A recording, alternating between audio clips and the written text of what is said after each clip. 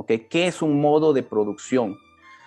Bueno, sucede que a lo largo de la historia de la humanidad, los hombres se han organizado para producir y lo han hecho de distintas maneras, no siempre ha sido igual.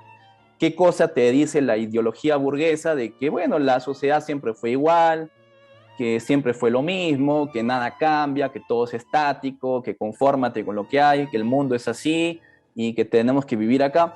Pero la verdad es que la sociedad ha estado en movimiento, ha estado en constante movimiento y han habido muchos o algunos modos de producción, no solamente el modo de producción actual, que es el sistema actual, sino que han habido otros también. ¿Qué es un modo de producción? Vamos a dividir esta palabra en dos. Por un lado, modo, y por otro lado, producción. ¿Qué es un modo? Quizás tú tengas un modo de bailar que sea distinto al mío.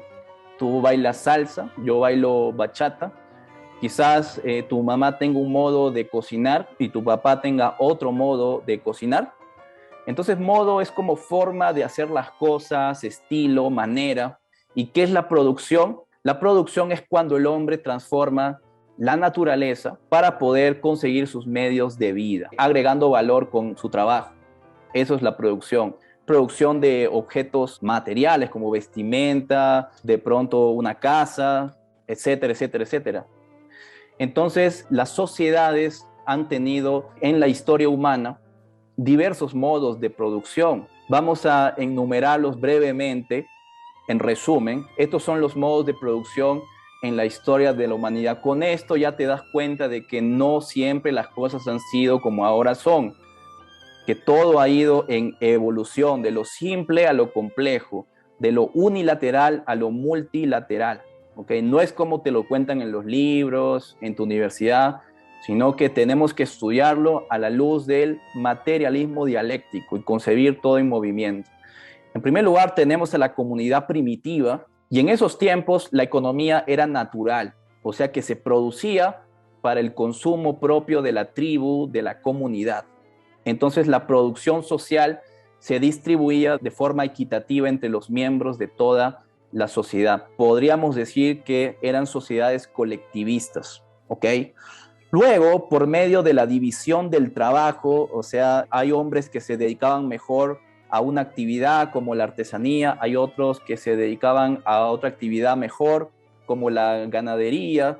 Entonces se fue dividiendo el trabajo y se fue especializando la humanidad y las fuerzas productivas eran más eficientes, se podría producir más en la sociedad con la división del trabajo. Es un concepto de Adam Smith en el libro La riqueza de las naciones, ¿no? Que dice de que el hombre antes hacía todo, pues, ¿no? O sea, tú eras artesano, campesino, agricultor, todo eras al mismo tiempo, pero después se fue dividiendo en actividades especializadas y así se pudo producir más. Se generó un excedente de producción en ciertas tribus y como tenían un excedente de producción y otras tribus por ahí fueron perdiendo sus tierras, fueron perdiendo su productividad, entonces apareció la división en clases en la sociedad, donde unos se apropiaban del trabajo de otros. Entonces la clase dominante se apropiaba del trabajo de los dominados que habían caído en desgracia de repente, ¿no? Y esto sucedió por el desarrollo de las fuerzas productivas y el exceso en la producción también, ¿ok? El excedente en la producción, porque hay parte de la producción que se autoconsumía y otra parte quedaba pues en el almacén y habían tribus que fueron acumulando, acumulando, acumulando y esos pasaron a formar la clase dominante, ¿no? En la sociedad, estableciéndose la sociedad de clases, ¿no? Entonces eso empieza con el esclavismo, ¿ok? En la sociedad esclavista había sistemas de mercancías, o sea, había comercio, pero no estaba tan desarrollado. La base productiva era la explotación del trabajo esclavo a través de las guerras, ¿no? Entonces había una guerra, por ejemplo, en Grecia, en Roma, y los vencidos, pues, los tomaban como esclavos. Entonces, un amo de esclavos, podías comprar esclavos en esa época y tú podías decidir sobre su vida, sobre qué hacer con él, ya te pertenecía a ti, ¿no?